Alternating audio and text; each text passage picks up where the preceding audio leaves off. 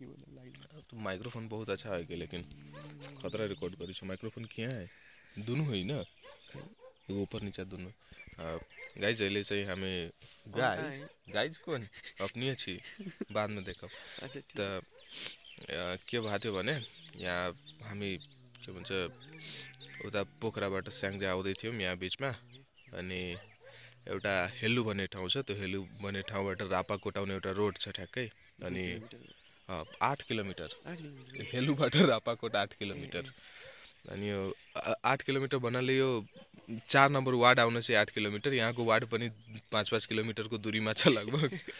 तराईको जस्तो छैन कि 5 किलोमिटरमा पुरा नगरपालिका फिनिस हुन्छ यहाँ 5 किलोमिटरमा एउटा वार्ड छ यहाँ अनि त्यही हो कि मतलब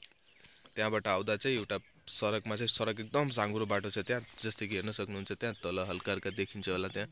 कहाँ छ सडक बिचमा सडक कहाँ छ सडक त्यो तल छ नि त्यो गाडी लागेको ठाउँमा उता यहाँ पनि छ ठ्याक्कै मतलब देखिरहेको बाटो त्यहाँ देखिन्छ हल्का हल्का कहाँ छ ठ्याक्कै त्यहाँवाला पोर्सनमा देखिरहेछ र एकदम साँघुरो बाटो रहेछ अनि त्यहाँ ड्राइभरले चाहिँ हल्का आफ्नो बकचोदीले गर्दा होइन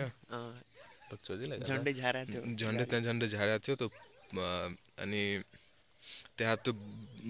खराब कुरा के थियो भने त्यो बसमा मान्छे पनि थियो अनि सब झर्न भने थिएन मान्छेलाई नि झर्न भनेको थिएन जस्तै प्रभास जोसले भनिराख्नु भएको छ अनि अरू के भएको थियो अनि त्यो ड्राइभर अलिकति पनि रिग्रेट गरिरहेको थिएन बसमै बसेर त्यो एक्सलेटर दिएको गरेको थियो अनि प्रभास जोस सिधा बेग उक्लेर सिधा भाग्यो एकैचोटि भाग्यो होइन बुद्धि लगायो के गेटसम्म गयो होइन अनि फेरि स्लिप भइरहेको थियो त्यही भएर भाग्यो निस्केको त्यही त आफ्नो जान बचाउने त जसले नि बचाउँछ नि बस त्यो त हुनु पर्यो नि अनि जसलाई फलो गर्दै म पनि भागेँ त्यो बसबाट एकदम पुरा हल्का पनि रिस्क लिनु परेन के यतिसम्म लगभग त्यो खतरनाक एक्सिडेन्ट हुनेवाला थियो तर त्यो बाँच्यो किनभने दुईटा डोजर आएर निकाल्यो त्यसलाई अनि बस पुरै झर्नुवाला थियो कति फिट होती लगभग फिट कति त नीचे को कुरा होइन एकैचोटि झर्दा जान्थ्यो तलसम्म पुरै त्यो फिटमा भन्नै मिल्दैन हजारौँ फिट नीचे आउँथ्यो तर त्यो एकदम जस्तै कि यहाँबाट त्यो तल देखिरहेको छ नि त्यो जहाँसम्म जान्छ होइन कति फिट हुन्छ होला त्यो खै तर गाउँ र ठाउँ यो दुइटै राम्रो छ यो एकदम राम्रो छ यो र एउटा गाउँको पपुलेसन यहाँको एउटा नगरपालिकाको पपुलेसन बराबर हुन्छ लगभग यहाँ भएको एउटा लगभग वाडाको भनौँ न के वाडाको हाम्रो एउटा वाडाको यहाँको एउटा पुरै नगरपालिकाको पुरा नगरपालिकाको पपुलेसन जति यहाँको एउटा वाडाको पपुलेसन हुन्छ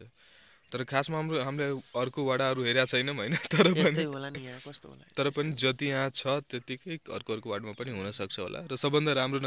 वाडा नम्बर यही हो होइन यहाँको कार्यालय पनि राम्रो छ त्यहाँ तलै स्कुल छ होइन स्कुल चाहिँ हल्का एडभान्स जस्तै लागिरहेको छ त्यो माथि छतमा जाने बाटो कताबाट हो होइन त्यो माथि छत जस्तो त्यसमा चढ्न त्यहाँबाट घेरिया छ त्यो चढ्ने कहाँबाट